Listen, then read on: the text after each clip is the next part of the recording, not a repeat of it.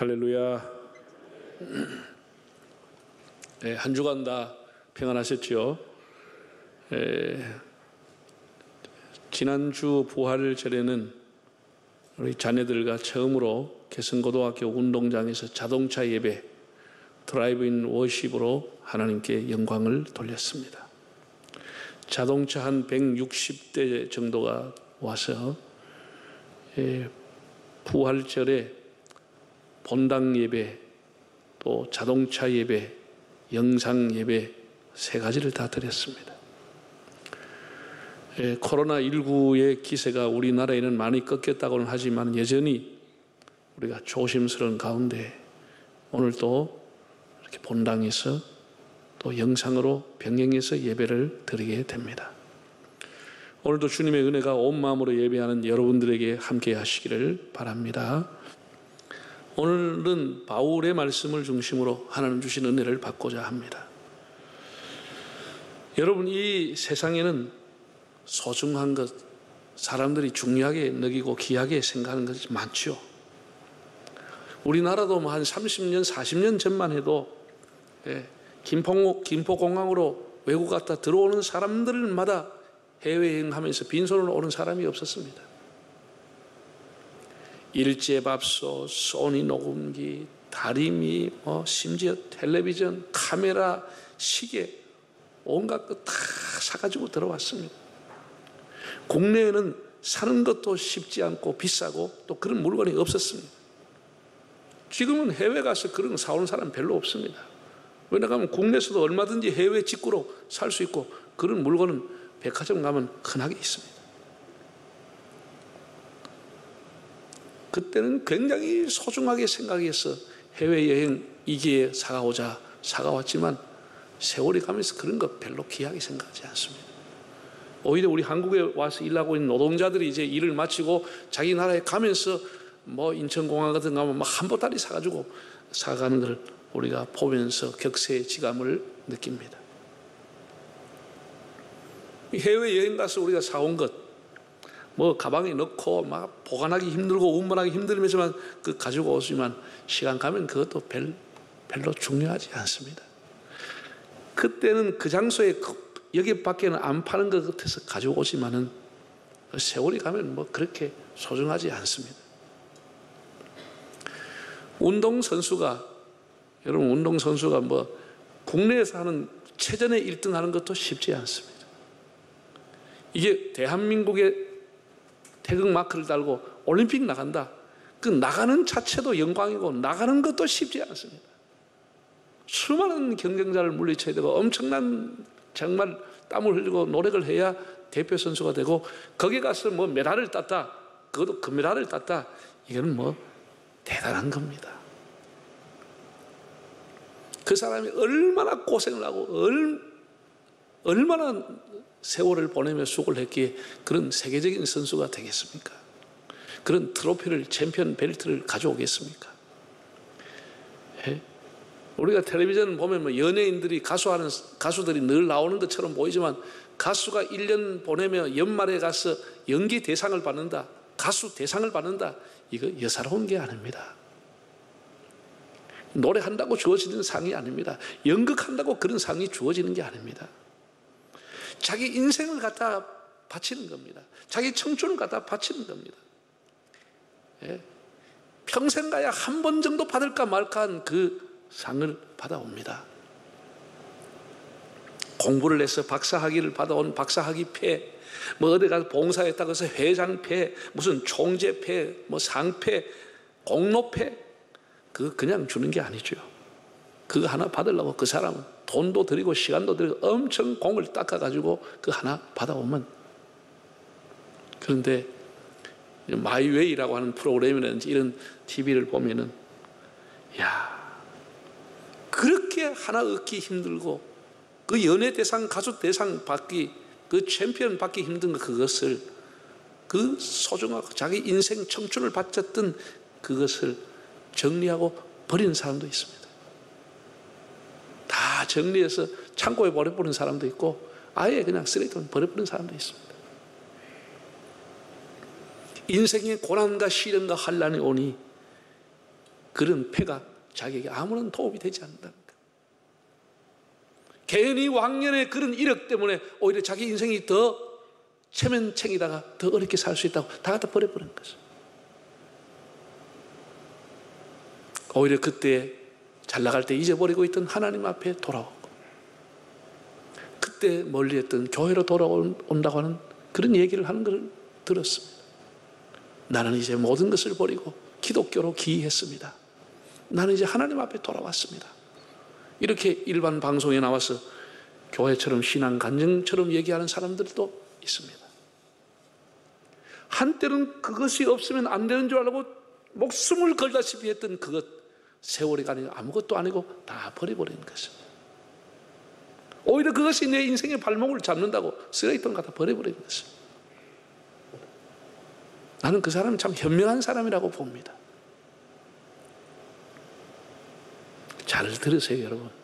옛말에 개가 죽으면 사람들이 서로 가려고 서로 가져가려고 하지만 사람 죽으면 아무도 안 가져간다 그랬습니다. 다 지나가는 것입니다. 그거 하나 얻으려고, 그거 하나 받으려고, 그거 하나 차지하려고 온 세상이 지금도 야단 아닙니까?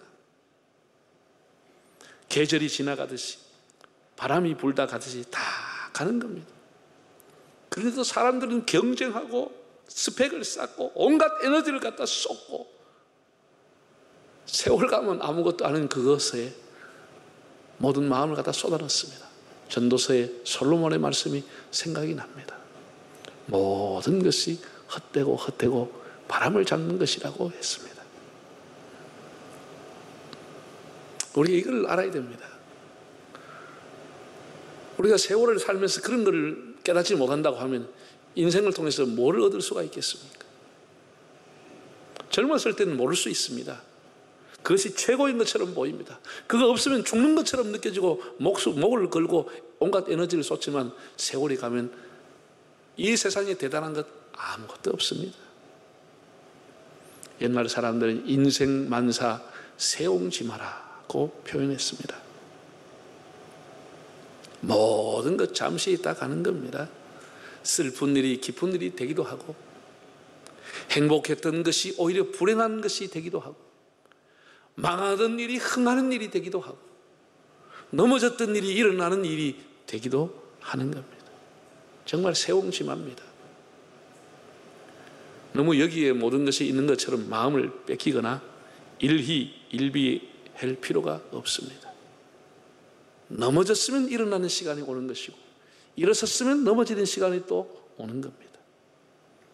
그때는 대단했으나 지금 생각해 보면은 별것 아닌 것이 대부분입니다. 지금 우리가 대단한 것 같고 지금 이걸 내가 갖고 있지 않으면 안 되는 것처럼 느끼지만 시간 가면 이것도 아무것도 아닙니다. 그런데 사람들은 그 인생의 황금 토막과 인생의 절정기, 인생의 최고의 향유를 주님께는 한 방울도 붓지 않고 곧 사라지고 없어질 거기에다가 모든 향유를 쏟아부는 사람들도 많습니다. 정말 지나가는 바람 같은데 아무것도 안 하는 일에 자기 인생 전체의 향유를 갖다 바치는 어리석은 사람들도 많습니다. 여러분, 이 세상에서 가장 귀한 것은 오직 예수뿐입니다. 이걸 알아야 하는 겁니다. 가장 귀한 것은 우리 인생의 교회라고 하는 것입니다. 교회라고 하는 것입니다. 땅의 일, 땅의 것 잠시 누리는데 사람들이 정열을 쏟고 물질을 쏟고 청춘과 에너지를 다 쏟지 말고 정말 이제라도 우리가 남은 생에 한 절이라도 주님의 말씀을 가슴에 새기고 주님을 더 가까이 하고 주님이 세우신 교회를 사랑하고 내가 교회를 위해서 내가 부을 향유가 무엇일까? 베다니의 마리아처럼 내가 이 교회를 위해서 부을 수 있는 향유가 뭘까? 이런 것을 생각해 보는 것이 귀한 인생이라고 생각합니다. 내 인생에 가장 값진 것을 우리 어디에 허비했는가? 어디에 갖다 부었는가? 어디에 갖다 쏟았는가? 지나간 세월 예수님을 위해, 그의 몸된 교회를 위해 이름 없이 빛 없이 향유를 부은 분들이 있었기 때문에 오늘의 이 교회가 여기에 있는 줄로 믿습니다. 바울은 교회란 곧 그리스도의 몸이다, 교회와 예수님을 동일시했습니다. 즉 주님을 사랑한다면 그 사람은 교회를 사랑하게 된다는 뜻입니다. 오늘 본문에 보면 이 집은 살아계신 하나님의 교회요 진리의 기둥과 터니라고 했습니다.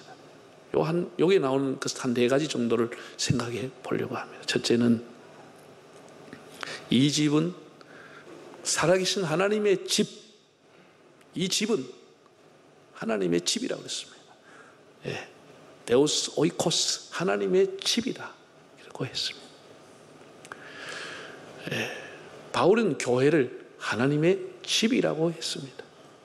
옛날 사람들은 이렇게 천국이라는 말을 별로 쓰지 않았습니다. 옛날 사람들은 거기가 다 천당이라고 불렀습니다. 집당자를 사용했습니다. 하늘에 있는 집이다. 하늘에 있는 집이다. 이 나라국자, 나라라고 하는 말을 옛날 사람은 잘 안 썼습니다. 왜냐하면 나라가 늘 뺏어가고, 나라가 늘 억압하고, 나라가 늘 세금을 징수해가고, 군대 징발하고, 나라가 늘 자유를 뺏고 힘들게 하기 때문에 하나님의 나라라고 하는 말을 쓰지 않고 하나님의 집이라고 했습니다. 천당이라고 불렀습니다. 천당이라고. 집이라고 했습니다. 영어로 하면 household. 가장이 있는, 가족이 모여있는, 가장을 하나님으로 모신 집이라 이렇게 표현을 했습니다. 예수님께서도 주기도를 우리에게 가르쳐 주시면서, 기도를 가르쳐 주시면서 하신 첫 번째 기절이 하늘에 계신 우리 아버지라고 불렀습니다. 집이라고 하는 개념을 가지고 예수님이 기도를 가르쳐 주신 것입니다. 여러분, 집이라고 하는 것이 높고 낮음이 있습니까? 귀한 사람이 있고 천한 사람이 있습니까? 그런 거 없습니다. 교회는 하나님의 집인 것입니다. 다 하나님의 자녀인 것이지, 누구는 귀하고 누구는 천하고 누구는 높고 누구는 낮고, 그건 교회가 아닙니다. 교회는 뭐라고요? 하나님의 집이다. 하나님이 가장이신 집이고 우리는 하나님의 자녀라고 하는 개념으로. 두 번째, 바울이 이렇게 말했습니다. 두 번째는 이 집은 살아계신 하나님의 교회요. 살아계신, 처음에는 집이라고 그랬고 그 다음에는 교회라고 했습니다. 교회, 데오스 에클레시아, 헬라어로 데오스 에클레시아. 이 에클레시아라고 하는 단어의 어원은 아주 옛날에 아테네라고 하는 도시가 민주주의가 제일 먼저 발달한 곳입니다. 아테네라고 하는 곳에서 아테네 시의 일을 보기 위해서 시의원을 선출했습니다. 이번에 우리가 국회의원 선출하듯이 시의원을 선출했습니다. 이 사람이 자기의 생업에 종사하면서 시를 위해 봉사하는 사람, 선출된 사람, 시를 위해 부름받은 사람을 뭐라고 불렀냐? 에클레시아라고 불렀습니다. 그 시의회를 에클레시아라 이렇게 불렀습니다. 바로 여기에서 교회라고 하는 용어가 나온 겁니다. 교회가 뭐냐? 에클레시아, 즉 하나님을 위해서 부름받은 사람들, 하나님의 일을 위해서 선택받은 사람들을 교회, 에클레시아라 이렇게 부르는 겁니다. 이 세상에 우리가 살아가고 있지만 하나님의 일을 위해서 하나님이 불러주신 사람, 선택해 준 사람, 그 공동체, 그 교회를 에클레시아라 이렇게 부르는 겁니다. 근데 여기 중요한 것은 살아계신 하나님의 교회, 이게 아주 중요한 것은 소유격이 있다고 하는 겁니다. 하나님의 교회라고 하는 것은, 하나님의 교회라고 하는 것은, 이게 굉장히 중요한 겁니다. 교회가 시끄러운 이유는 이 소유격을 무시하고 교회가 마치 자기 교회냐 떠들기 때문에 교회가 시끄러운 겁니다. 이 집은 살아계신 하나님의 소유라는 거예요. 하나님의 교회라고 하는 겁니다. 여기는 당회장도 당회원도 없습니다. 설립자도 주동인물도 개국 공신도 없습니다. 1등, 2등 이런 어떤 공신들, 유공자가 없습니다. 누구만 있느냐? 부름받은 사람들만 있을 뿐입니다. 에클레시아는 부름받은 사람들만 있는 것입니다. 우리가 이걸 알아야 돼. 하나님의 교회라고 하는 것, 하나님이 주인이라고 하는 것을 알아야 합니다. 우리는 때가 되면 다 떠나는 사람들입니다. 하나님의 이름만 남고 떠나는 것이 에클레시아, 부름받은 사람의 사명인 것입니다. 왜 교회가 시끄럽죠? 가장 이 기초적인 것을 몰라서 그런답니다. 우리는 한시적으로 쓰임을 받고 때가 되면 물러나고 주님의 이름을 남는 공교회를 지켜야 합니다. 살아계신 하나님의 교회이기 때문에 거룩해야 되고 질서가 있어야 되고 서로를 존중하면서 하나님의 뜻을 이루어 가야 하는 것입니다. 우리가 이것을 알고 교회를 사랑하고 교회의 직분을 받고 교회를 섬겨야 합니다. 섭섭할 것도 없고 하나님 앞에 우리가 부름받아 하나님 일을 하다가 가는 겁니다. 그래서 과거의 교회의 직분자들은 비록 경제 형편이 어려워가지고 허름하게 예배당을 지었지만 양철로 지붕을 덮기도 하고 슬라브를 치지 못하고 스레트로 덮기도 하고 비가 많이 오고 바람이 세게 불면 한밤중이라도 나와서 내 집으로 내 논밭으로 달려가지 않고 교회로 달려왔습니다. 하나님의 집이 염려가 됐어. 그래서 그 진흙을 이게가 했던 그 교회 벽이 쳐지면, 흙으로 쳐지면 자기 어깨로 흙을 받아내고, 주님 용서해 주십시오. 제가 이렇게 집을 제대로 못 지어가지고, 흙을 떨어지면 지게를 가지고 치지 못하고 자기 어깨를 가지고 쳐진 진흙을 받아내면서 교회를 지켜왔습니다. 권세를 부리고 힘자랑하고 어른 대접받고 하려고 직분받은 것이 아니고 하나님의 교회를 지키기 위해서, 하나님의 교회를 섬기기 위해서 부름받았다고 하는 것을 그들은 알았기 때문입니다.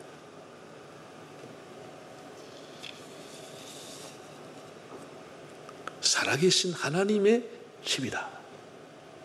세 번째 교회는 진리의 기둥이라고 했습니다. 기둥이라고 했습니다. 그것도 진리의 기둥이라고 했습니다. 지금은 건축술의 발달로 건물에 기둥이 없이 짓더라고요. 참 대단하죠.